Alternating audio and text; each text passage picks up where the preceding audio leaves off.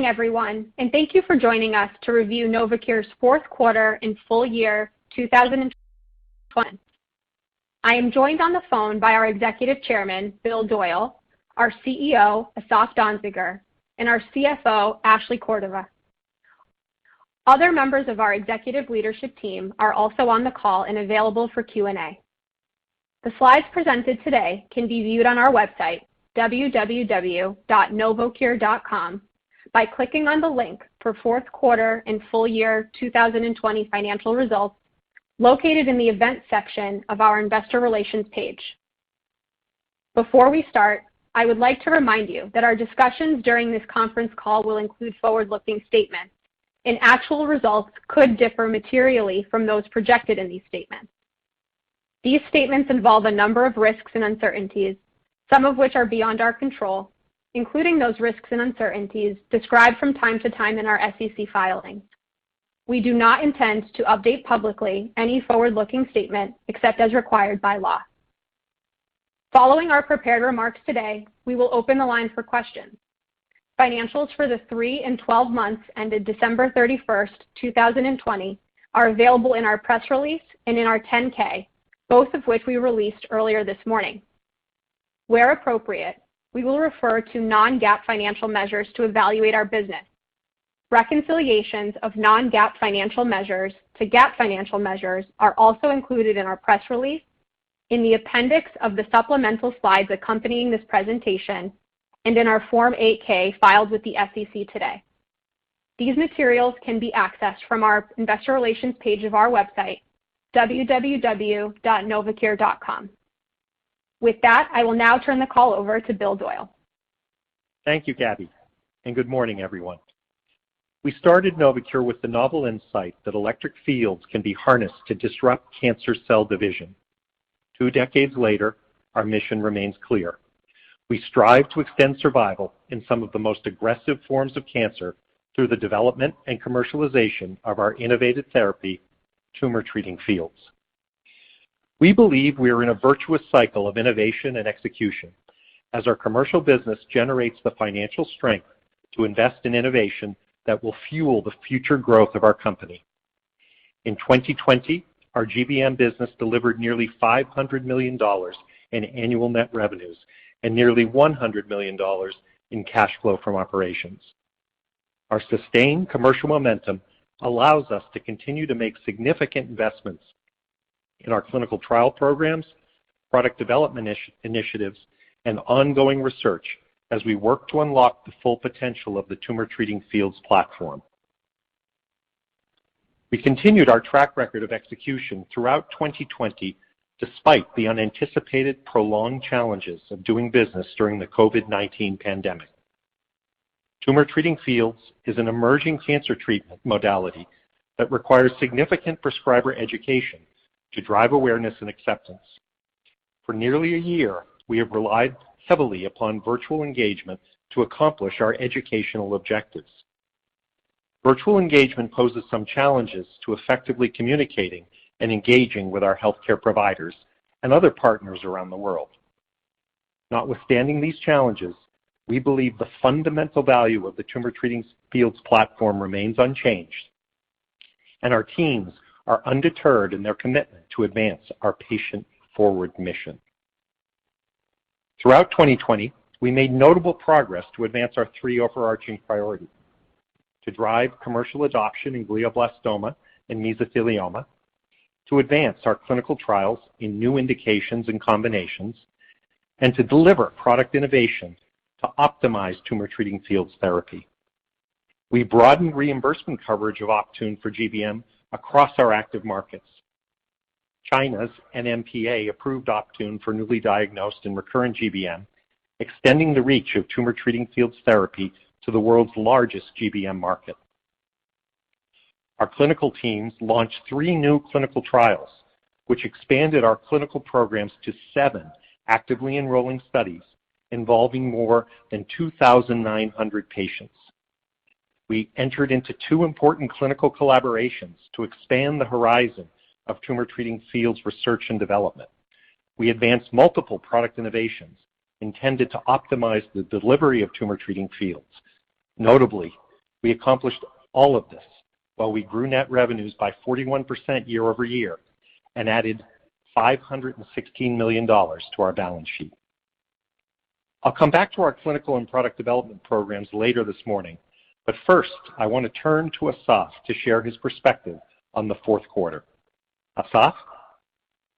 Thank you, Bill. I'm grateful to the Novocure team who delivered yet another strong quarter. Global net revenues totaled $144 million, representing 45% growth versus the fourth quarter of 2019. Our net revenue growth was driven primarily by active patient growth and expanded reimbursement for Optune. We ended the quarter with more than 3,400 active patients on therapy, an increase of 17% year over year. We have now treated more than 18,000 patients globally. Beyond active patient growth, broadening reimbursement coverage also drove revenue growth. With national positive reimbursement decisions to cover Optune in Israel, Germany, and Switzerland last year, we have secured broad reimbursement for GBM in all of our active markets. Most recently, the Swiss Federal Office of Public Health added Optune in combination with temozolomide for the treatment of newly diagnosed GBM to the list of remedies and equipment which establishes national reimbursement for Optune effective April 1, 2021.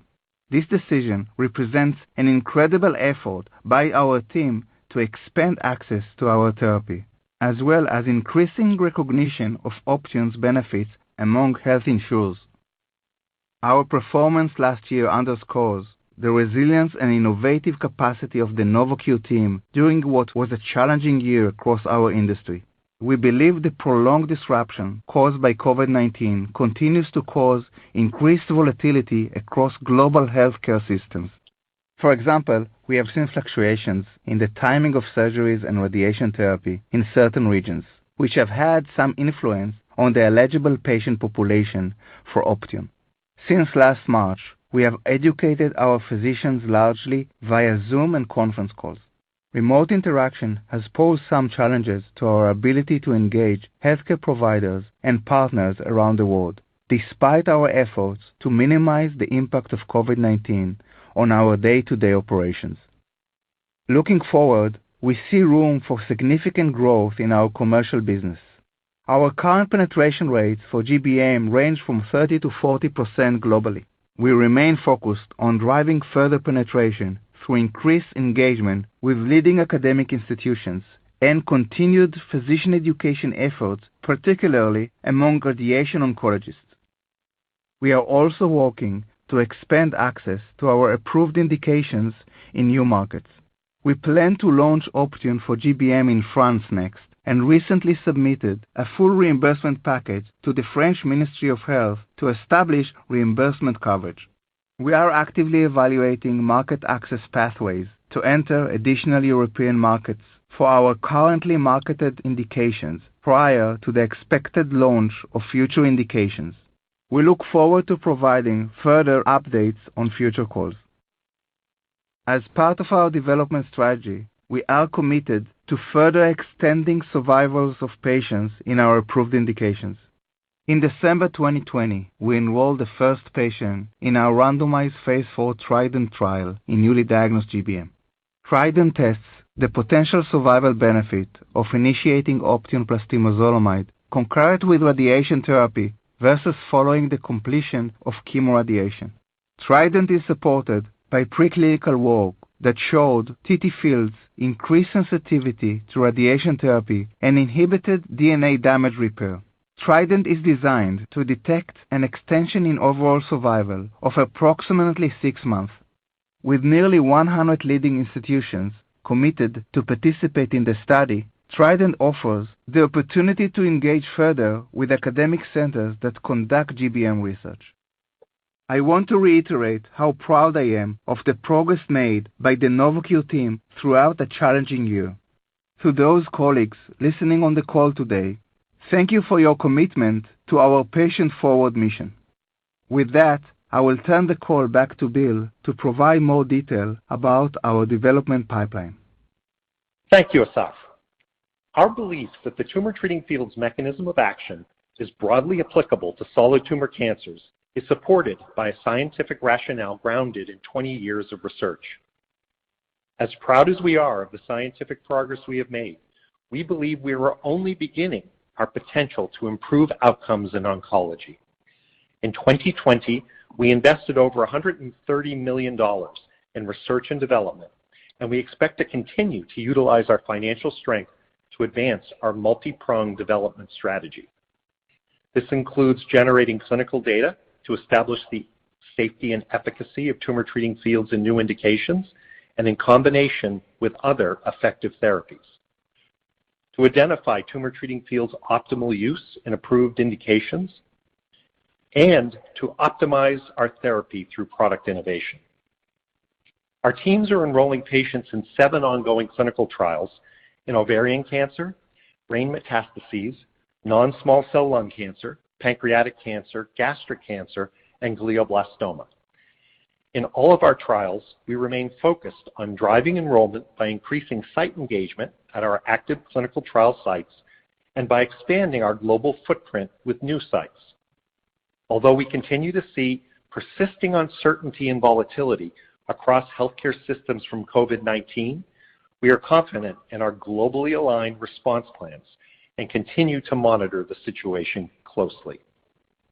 Advancing the clinical pipeline is among our highest priorities, and we will continue to refine our systems and processes as needed to realize the substantial growth opportunity that our current development programs offer. Our existing pipeline programs create the potential to extend the reach of Tumor Treating Fields therapy to many more cancer patients, with multiple data readouts anticipated over the next few years. We expect news flow from our thoracic and abdominal cancer programs this year, beginning with final data from HEPANOVA, our phase 2 pilot trial in advanced liver cancer. We are currently finalizing data collection and plan to present the results of the study at an upcoming medical conference. Additionally, 3 of our phase 3 pivotal trials have enrollment-driven interim analyses, all of which we expect to occur in the next 18 months. Beginning with our abdominal cancer program, our INNOVATE-3 trial tests the effectiveness of Tumor Treating Fields with weekly paclitaxel in 540 patients with platinum-resistant ovarian cancer. Ovarian cancer ranks 5th in cancer deaths among women in the U.S. Almost all patients with recurrent ovarian cancer ultimately develop platinum resistance, and the prognosis for this population remains poor. INNOVATE-3 is designed to detect an extension in overall survival of approximately 4 months, equating to a hazard ratio of 0.75. Given current enrollment trends, we now project that ovarian cancer will be the first indication from our current late-stage pipeline to reach interim analysis. We continue to anticipate final data from INNOVATE-3 in 2023, approximately 18 months after the last patient is enrolled in the study. The protocol specifies an enrollment-driven interim analysis at last patient in, which we expect will occur in the third quarter of 2021.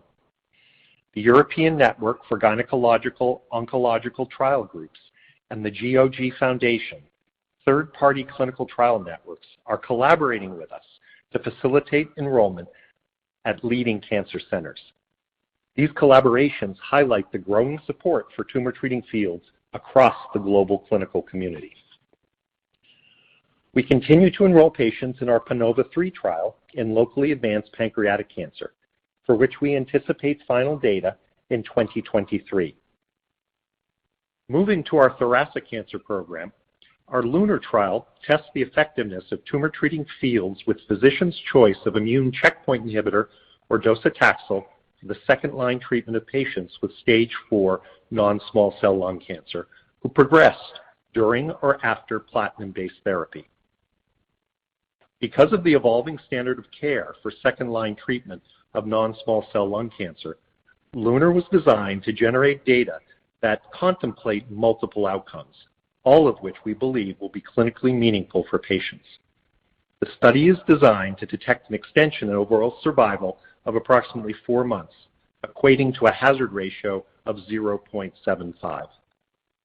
We anticipate final data from LUNAR in 2023, approximately 18 months after the last patient is enrolled. The protocol specifies an enrollment-driven interim analysis at 432 patients, which we expect will occur in the fourth quarter of 2021.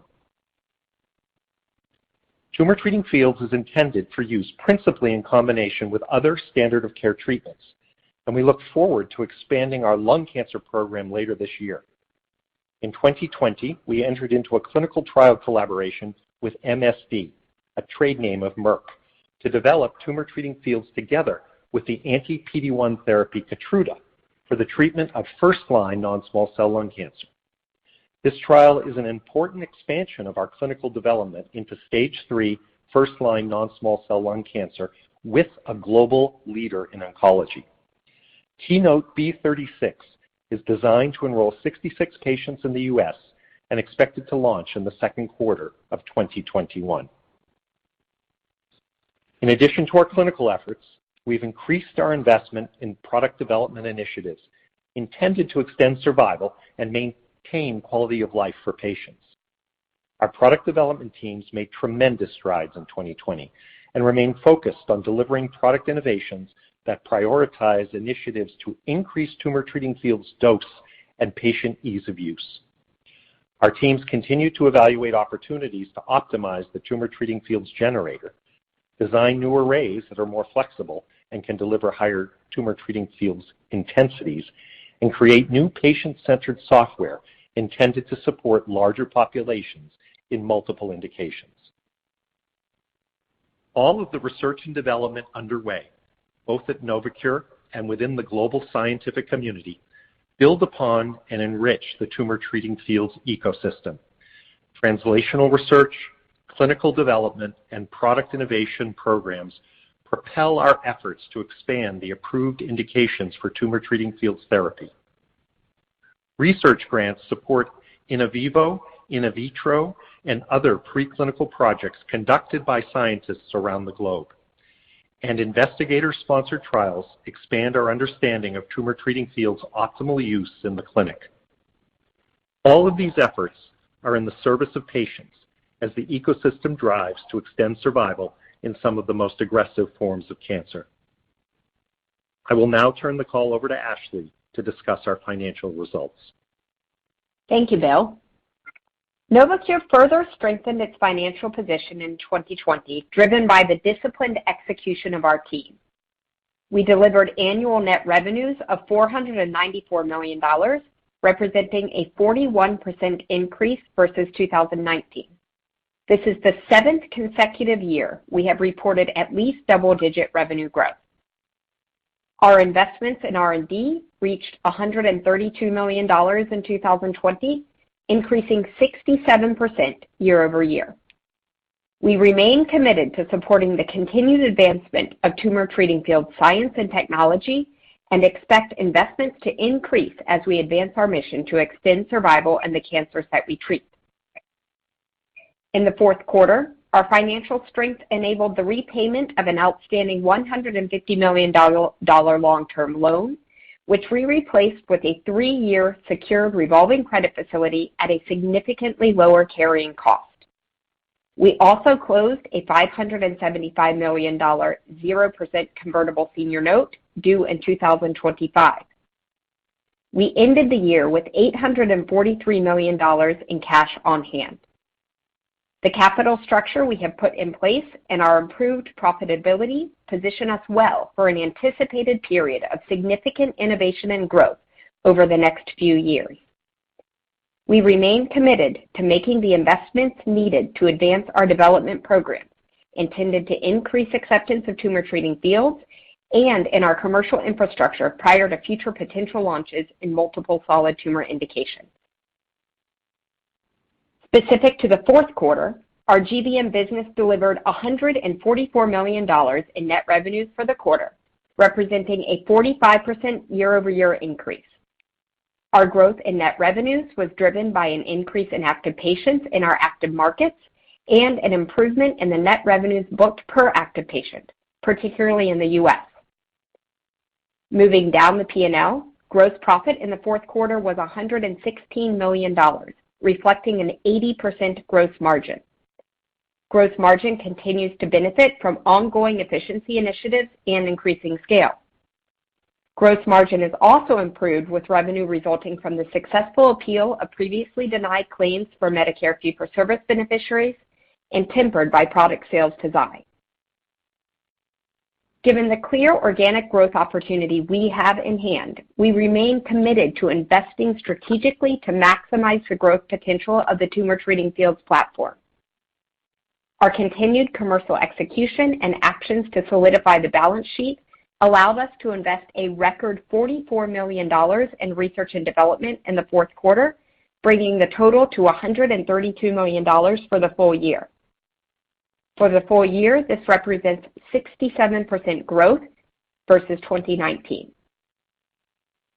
We expect growth in our research and development investments to continue into 2021 as we work to advance our pipeline programs and increase acceptance of Tumor Treating Fields across the global oncology community.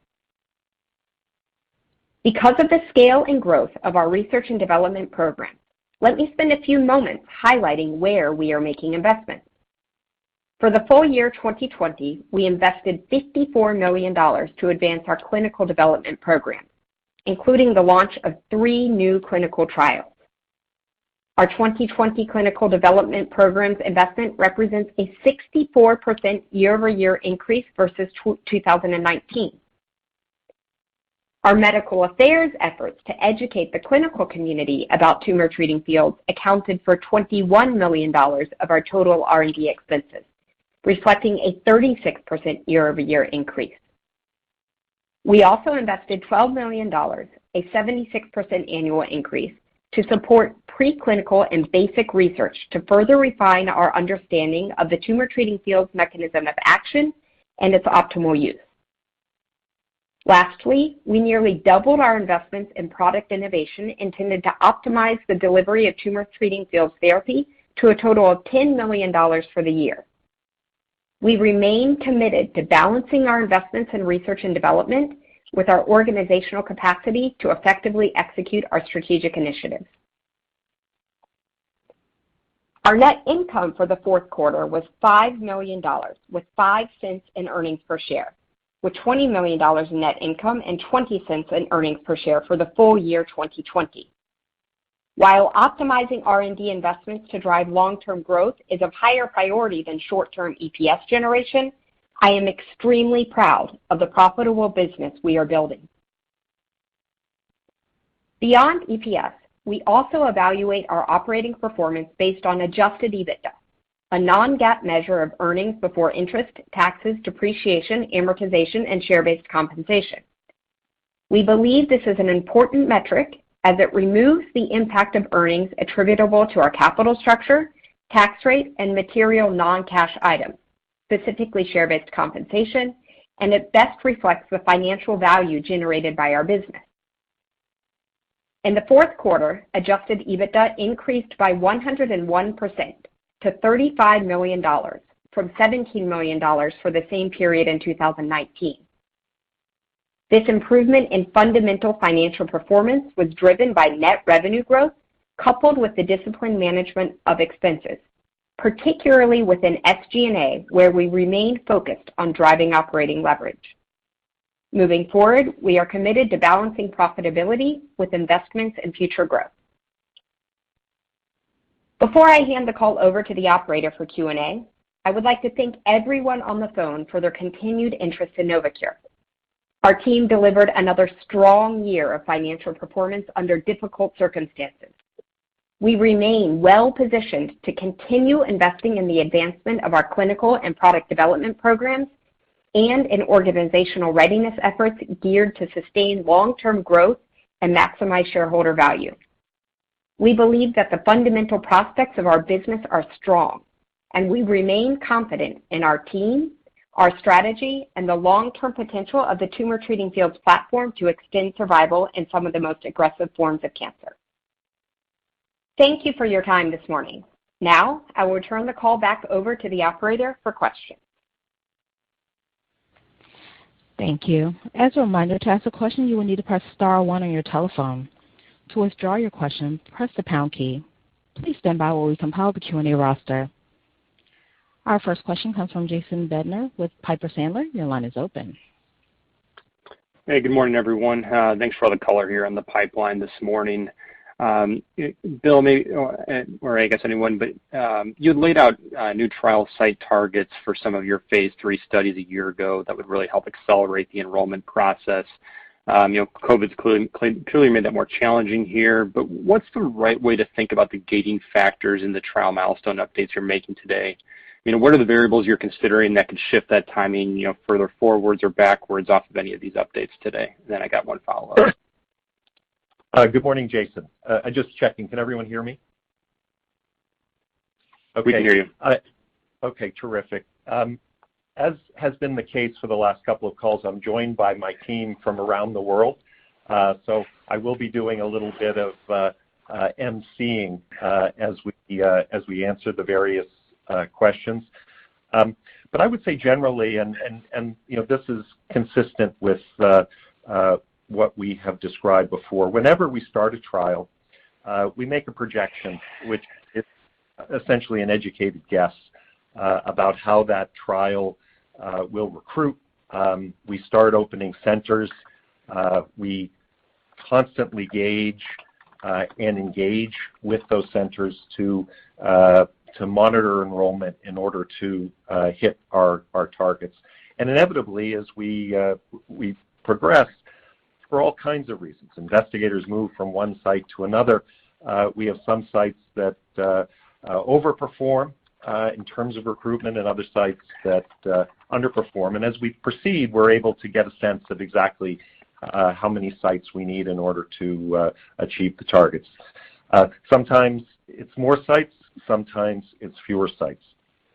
In the COVID world, that has more often been a requirement for more sites, just because of the challenges that particular sites have in engaging with their patients and opening new protocols. And some it's been, specifically in the ovarian cancer trial, it's actually occurred faster than we projected.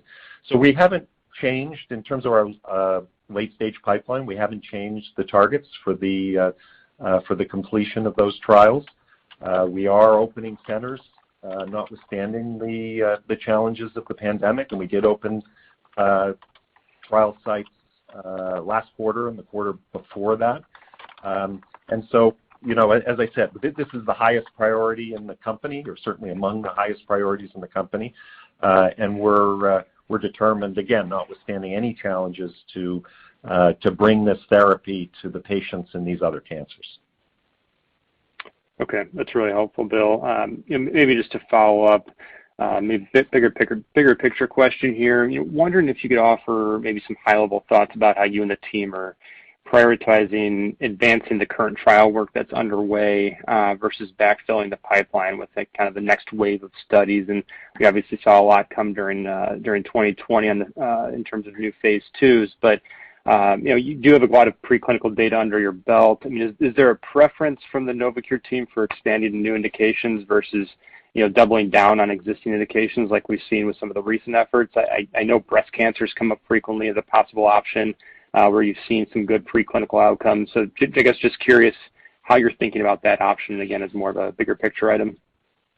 Yeah, we're quite fortunate at Novocure in that our platform, Tumor Treating Fields, offers so much opportunity.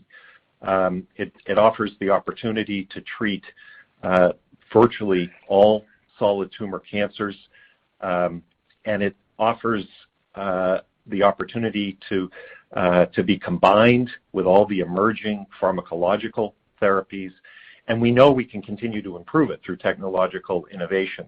And those are essentially our highest priorities. In response to your specific question, advancing our late-stage pipeline is among the highest priorities in the company. There is no preference for new indications. The indications that we have in the late stage are large.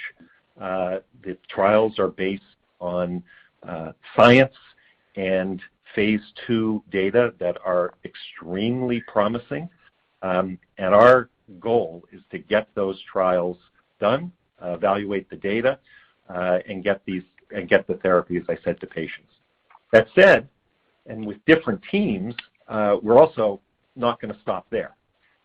We're going to backfill.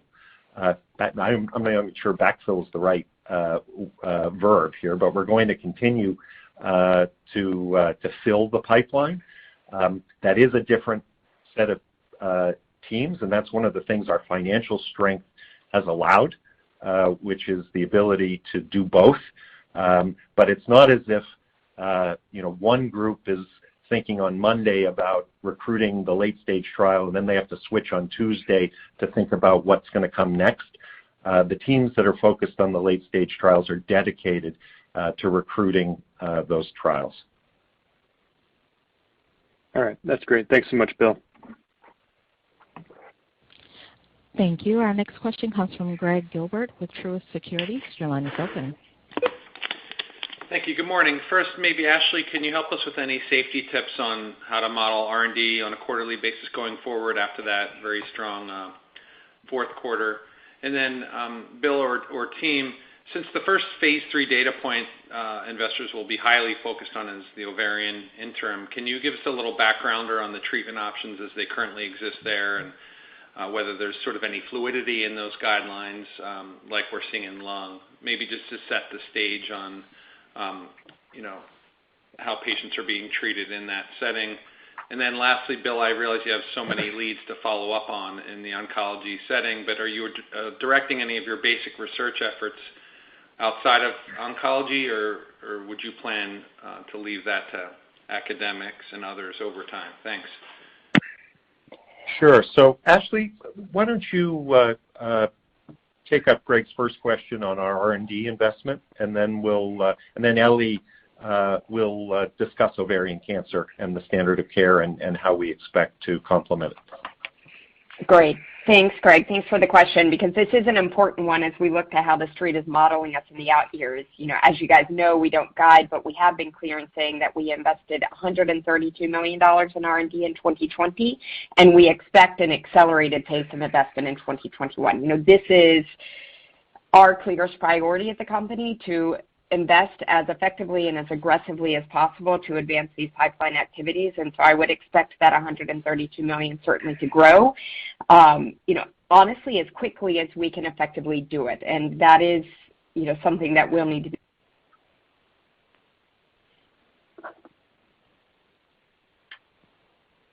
Ashley, we lost you. Oh. Can you hear me? Now you're back. Yep. Okay. Did you hear the answer to the question? We heard half of it. All right. Well, so the summary, Greg, was that we certainly want that $132 million should grow. This is our area of greatest focus at the company, and we want to be clear to everybody in this call that we're making every investment we can effectively make in the R&D pipeline. Okay, great. And Ellie, maybe you can pick up the question about ovarian cancer. Certainly. Thank you. Thank you, Greg, for your call. This is quite a difficult disease. Ovarian cancer in general is the fifth cancer or cause of cancer in patients among women in the U.S. and it's around 24,000 or so diagnosed each year. So this is, around double of the GBM patient population.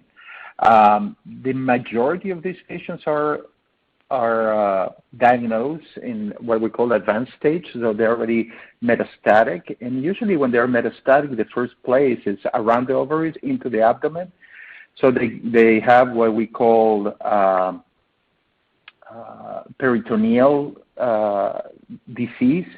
So our therapy on the torso and the abdomen is sort of like almost like a targeted therapy for this type of disease. In general, the therapies available for ovarian cancer are all based on platinum-based chemotherapy, and in general, most of these patients will fail platinum chemotherapy, and then the the prognosis is very poor. Right, so the treatment options are very limited, and this is where we think that innovate makes a big difference. Our previous data was very promising, and that's what we move into a phase 3. Our phase 2 pilot study show a quite improvement in our PFS. So we hope that in this phase 3 trial will show the same or even better PFS and overall survival. Just to make a point and how, in spite of the COVID times, we have been able to increase the enrollment. There's a lot of motivation in the field on the investigators. We have involved the two largest oncology or gynecological oncology groups in the world. One is the NCOG in Europe and GOG Foundation in the U.S. And in spite of having not being able to open the U.S. sites because of COVID, last year when we wanted, once we did this, we have been we're really encouraged by the enthusiasm from this investigator community. So I think we're all set up for success.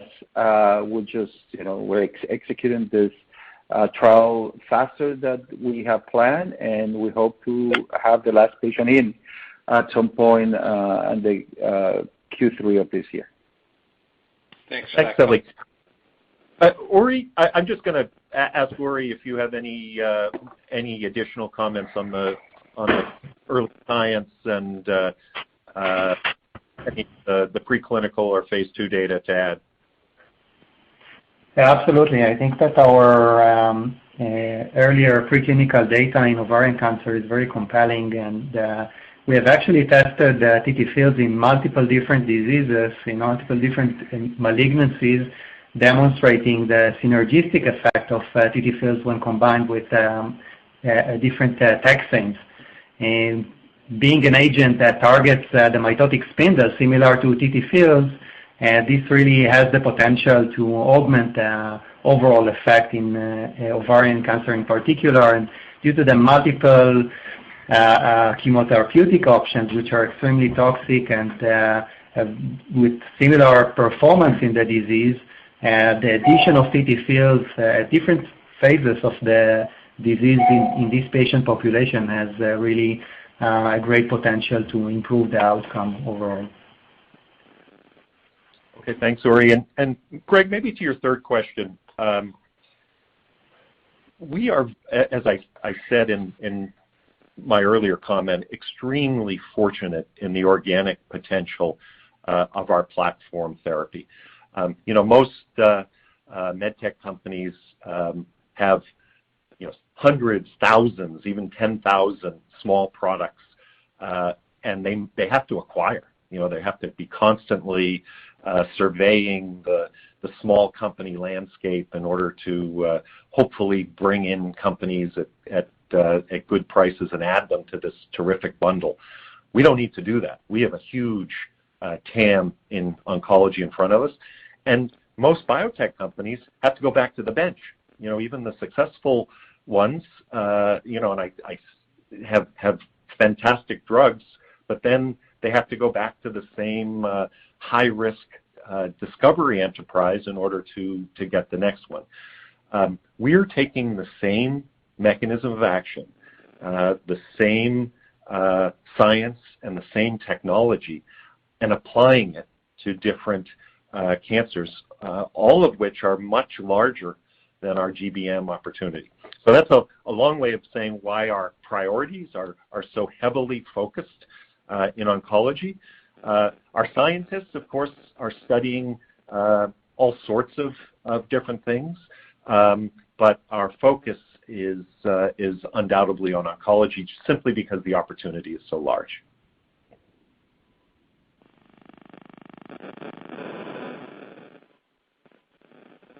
Thank you. Thank you. Our next question comes from Larry Biegelsen with Wells Fargo. Your line is open.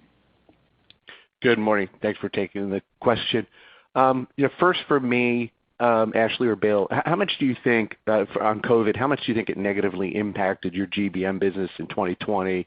What impact do you expect it to have in early 2021? And Ashley, any reaction to consensus of $584 million on the top line? And what are you guys assuming about the Medicare backlog revenue in 2021? We've seen that a couple quarters now. And I had one follow up. Ashley, I'll let you start, and then I'll follow up.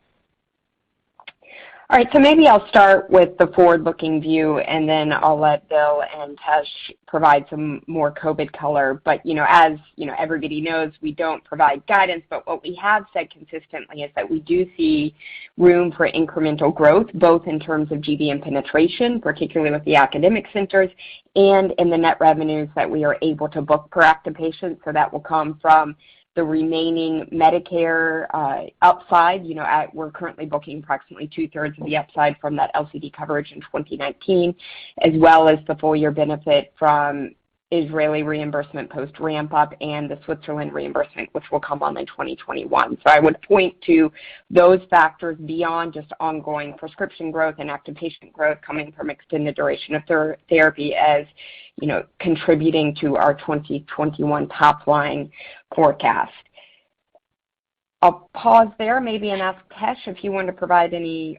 I'm seeing here backlog questions specific to the backlog. This is really impossible to predict, Larry, and so I would not recommend you try to predict the contribution for these type of claims. We are, of course, committed to receiving fair pay for all of the patients that we treated for Medicare in a backlog, and we will continue to work those claims through appeal, but there is no kind of path that is predictable that I can point you to forecasting revenue from it.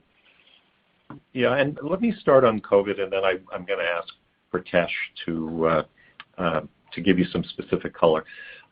We had I won't say prescience, but we had early visibility as the pandemic unfolded. We're a global business. We have clinical trial sites in Italy. We have an active partnership in China.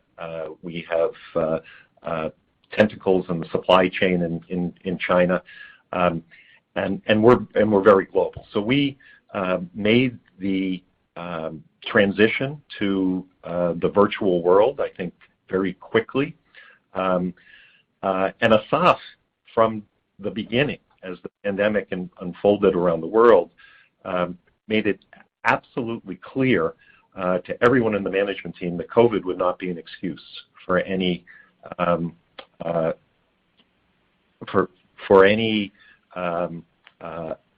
failure to treat our patients and accomplish our mission.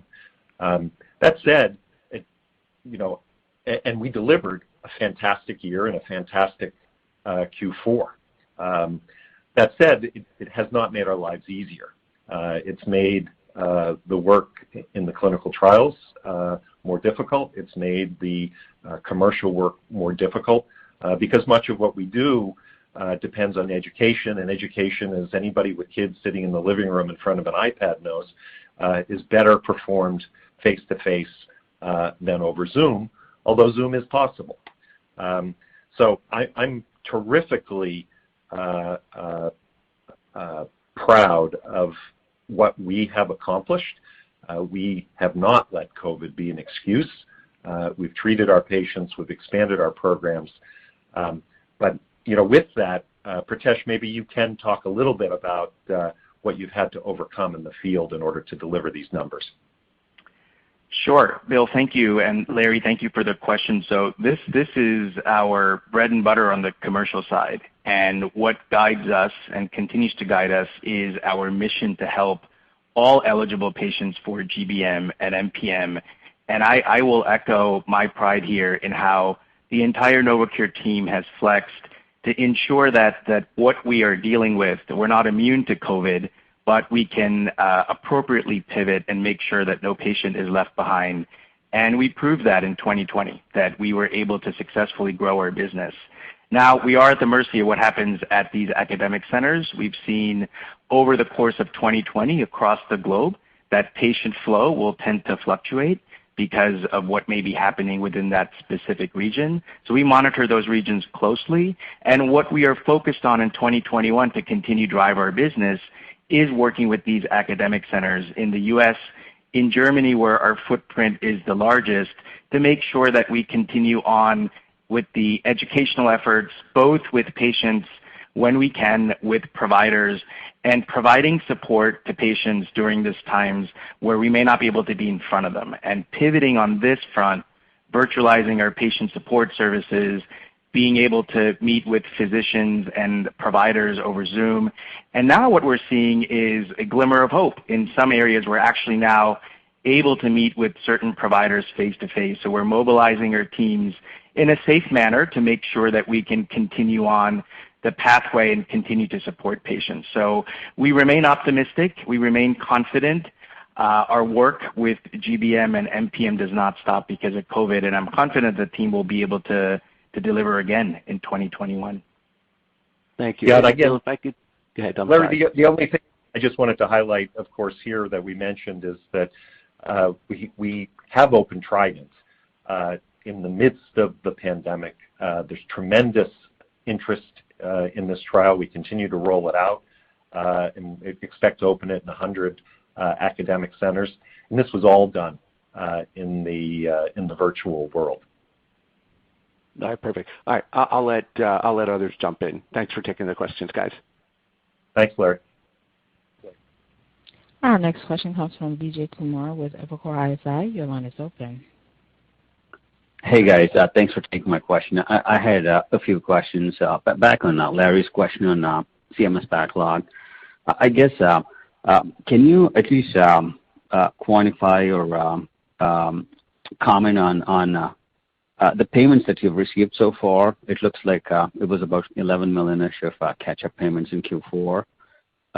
When were these patients treated, right? So the payments that we've collected, was this for patients treated in 17, 18 time frame? Any color would be helpful. Yeah, certainly, Vijay. So these patients were all treated prior to the LCD in September of 2019. So there's a sampling there, but you are correct that they are dated multiple years aged, right? So these are all, that 11 million all relates to patients treated prior to September 2019. Gotcha. And then I guess script volumes at a high level, actually, it's been around the mid-singles. I mean, last year was, I guess with the pandemic, it's really hard, to figure out trends. Any comments on, what should script volumes growth be for you guys? I know you had the recurrent versus new GBM dynamic that shift perhaps hampered. Is there a sense on what underlying script volume growth should be for the business in GBM? Yeah, I'll let Tesh provide the color here. I mean, our message, I will keep up clear, is that we do believe there's multiple levers which remain to drive growth. And Tesh, maybe you can provide, some context as to what we're doing there.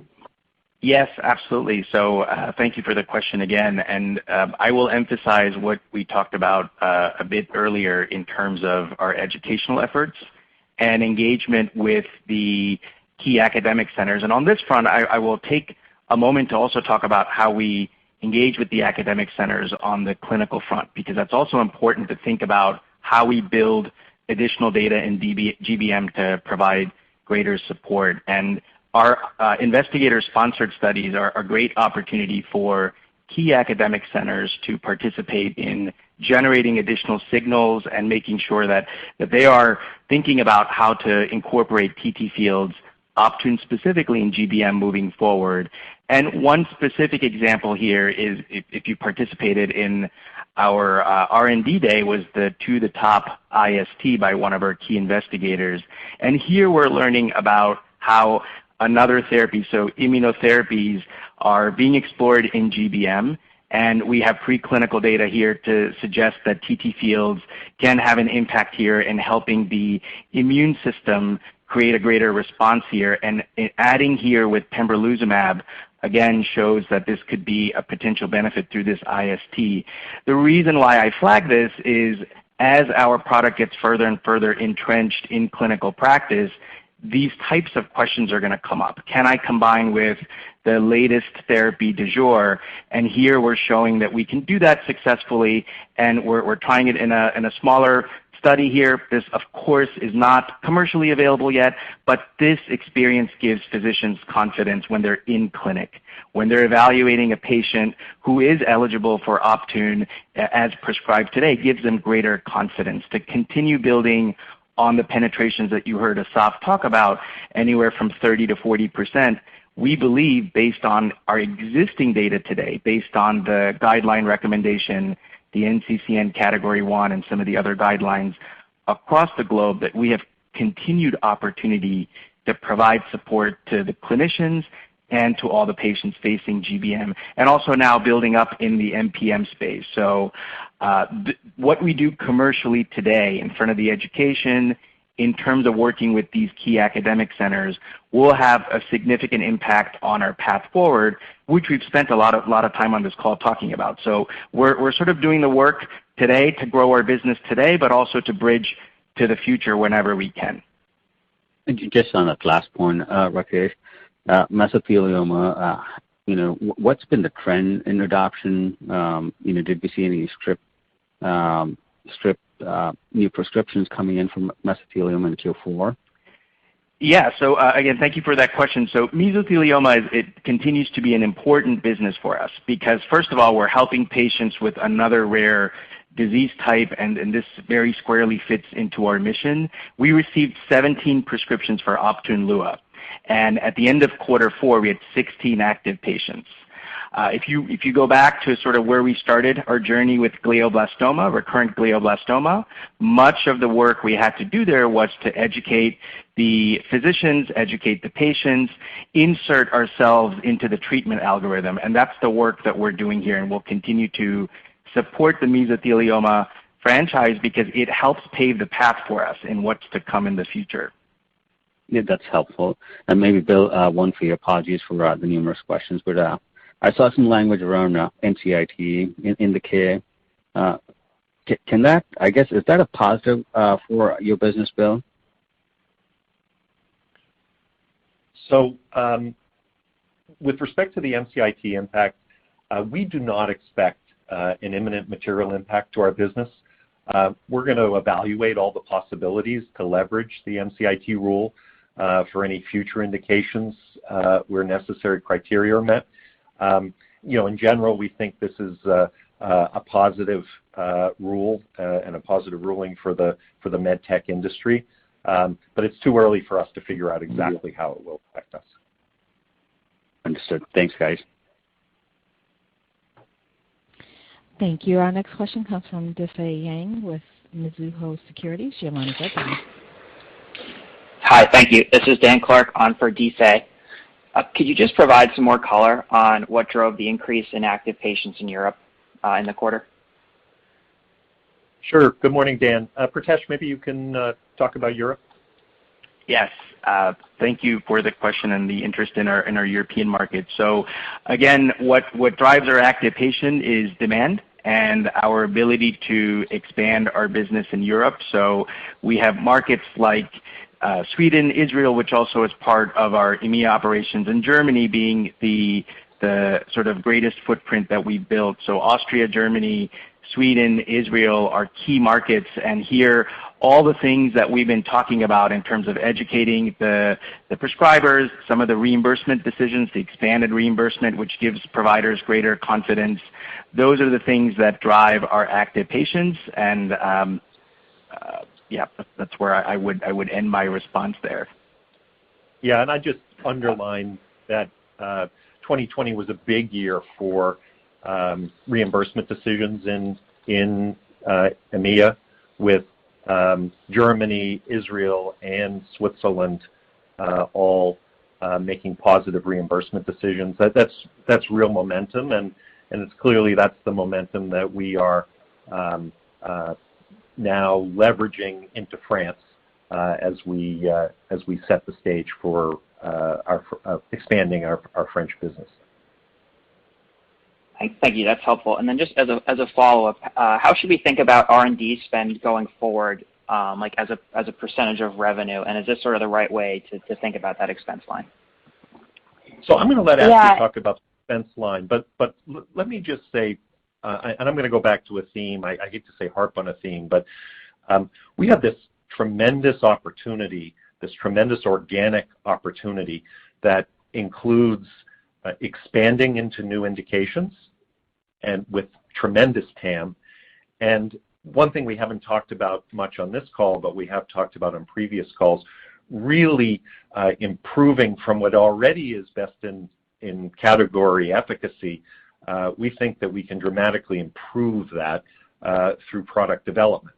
And that product development, of course, fuels what we described in the prepared remarks as virtuous cycle of innovation growth, innovation growth, innovation growth. And so we really are, we view our R&D investment as a badge of honor here, and Ashley can now describe the badge of honor. Yeah, I'll try to be efficient here given the time, but I would say, Dan, don't yet think of it as a percentage of net revenue. We are looking to invest everywhere where we can make effective and appropriate investments. You heard us detail on the call that spans multiple functions within R&D, clinical development to advance our phase 3 pipeline, medical affairs to engage the clinical community, as well as the basic research and the product innovation. I would say, 5-10 years out, I would think about this as a percentage of net revenue. But in the near term, I would say we are investing as aggressively as we can in every opportunity we have to unlock future value. Okay, thank you. I'll pass the line.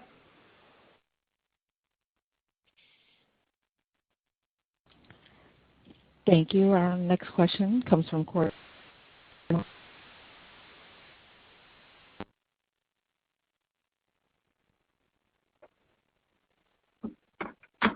Corey, are you on the line? Hi, this is Gavin on for Corey. Thanks for taking our questions today, and thanks for the update. We just had two on HEPANOVA and liver cancer. Can you just talk about, it seemed like this got pushed out slightly to Q2 versus Q1, and the original PR last summer kind of set the stage for like a January readout. So maybe you can discuss the dynamics going on there. And then secondly, sticking with HEPANOVA, the study is designed to show 20% ORR, top of sorafenib. However, the treatment regimen has changed. So just curious your thoughts on the path forward there would be great. Thank you. Corey, do you want to take the question about HEPANOVA? Yeah, absolutely. So good morning again, everybody, and thank you for the question. So as everybody recalls, we have enrolled the last patient in HEPANOVA in June. HEPANOVA is our phase 2 study in hepatocellular cancer, incorporating TTFields into the systemic therapy with sorafenib in advanced unresectable hepatocellular carcinoma patients. Currently, we are working on finalizing the data collection at multiple centers in Europe, and anyone who has been involved in the operations of clinical studies knows how meticulous and careful this process is. It takes time to complete this on every trial, and given the COVID-19 situation in the countries where we conducted the study in Europe, it is taking even a bit longer. But our teams are doing an outstanding job completing this, basically as we speak. And despite of that slight delay, we expect to have visibility into the data in Q2 of 2021. We plan to present the results at an upcoming medical congress once the final results are available. So this is in terms of the HEPANOVA study timeline and plans. Now, regarding the other question concerning the changes in standard of care, so I believe that we have already demonstrated that TTFields is a platform therapy, which on one hand exerts its own antimitotic effects, and on the other hand has the potential to increase effects in other therapies too. So that platform that we have, which allows us to combine TTFields as a low toxicity therapy with other existing therapies, is very relevant in the context of hepatocellular cancer as well. We always take into account changes in the standard of care of malignancies that we are targeting through our clinical program. And specifically in hepatocellular cancer, we have seen changes that involve immunotherapies, atezolizumab in the treatment of such patients. We are particularly excited about the potential of TTFields in this malignancy, given the concomitant effects that we see when TTFields are combined with immune checkpoint inhibitors as demonstrated preclinically. And as you recall, we also go in this direction in non-small cell lung cancer through our collaboration with MSD in the upcoming Keynote study.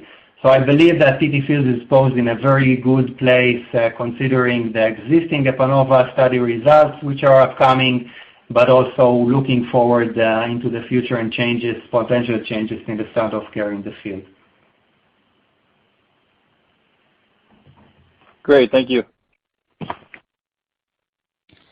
Thank you. Our next question comes from Jason Witz with Northland Securities. Your line is open. Hi, thanks for the questions.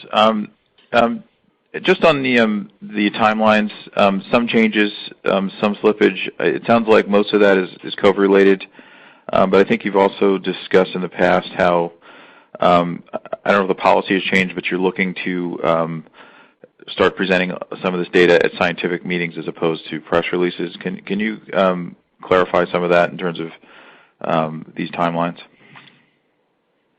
Yeah, so I think in this call, we have not changed the timelines for our primary phase 3 trials. We have seen our gastric cancer phase 2. I'll use the word slip, but that trial was open in one center in Hong Kong, and we've just now started opening centers in mainland China. That had nothing to do with COVID. It just took a little bit longer to get the regulatory approval in China. With respect to how we deliver the data, we have to get the data, and then we have to look at the data. Our goal is always to make sure that we don't do anything to jeopardize the presentation and publication of the data in appropriate scientific fora.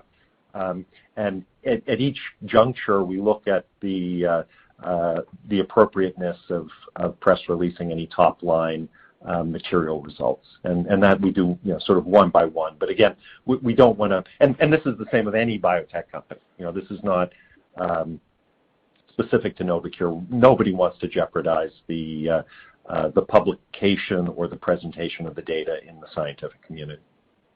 Understood, and that's a fair point. I think PANOVA-3 was originally, at least the last release I saw was 2021, and now I think it's the interim look is now 2022. Is that a change, or did I misread that? Well, that's the interim look. Again, which in enrollment driven, we do think that's going to has the potential at least to push over, but we're not changing the timing for final data.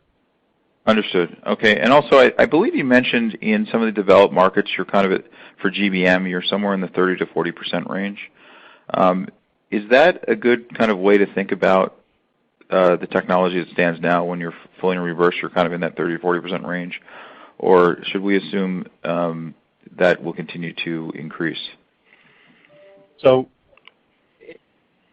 my view, and I think it's shared by everyone on the team, and Pritesh said this, that we can benefit. So, for instance, in the U.S., we're about 40% penetrated. The other 60% can absolutely benefit from the therapy. So this is not a case where there's some specific patient characteristics that make it only applicable to 40%.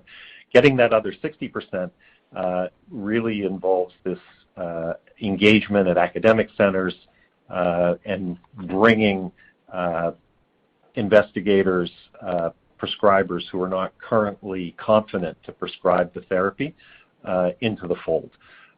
This is what we're doing in our day-to-day engagement activities. It's also the reason that we're doing things like the Trident trial, We started our EF31 trial with high-intensity arrays in GBM last year. So everything that we're doing in the short term, plus everything that we're doing in the medium term, is all geared to driving those penetrations much higher than they are today. Great. Thank you very much. Thank you. And I'm currently showing no further questions. I'd like to turn the call back over to Bill Doyle for closing remarks. All right. So thank you, everyone on the call, for your interest in Novocure. Since we were founded by Professor Palti 20 years ago, we've been dedicated to advancing the science and technology of tumor treating fields and bringing the platform to treat patients with these very, very difficult cancers. That's led to our three overarching priorities. One, to drive commercial adoption around the world in our approved indications. Two, to drive our clinical trial program to expand our indications and bring this therapy to patients with additional cancers. And then, as I just mentioned, to engage in product development to further improve the therapy, which is a tremendous opportunity for us to help patients and to build our intellectual property portfolio. 2020 was a great year, notwithstanding COVID. We grew 41%.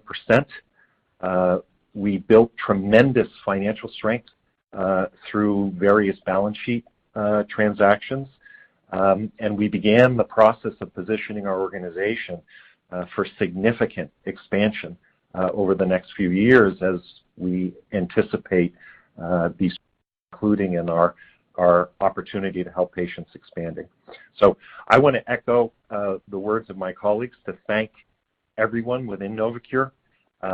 It's been a tremendous accomplishment under an unprecedented set of challenges. And as I said, I want to thank everybody on the call for your interest. See you next time. Ladies and gentlemen, this concludes today's conference call. Thank you for participating. You may now disconnect.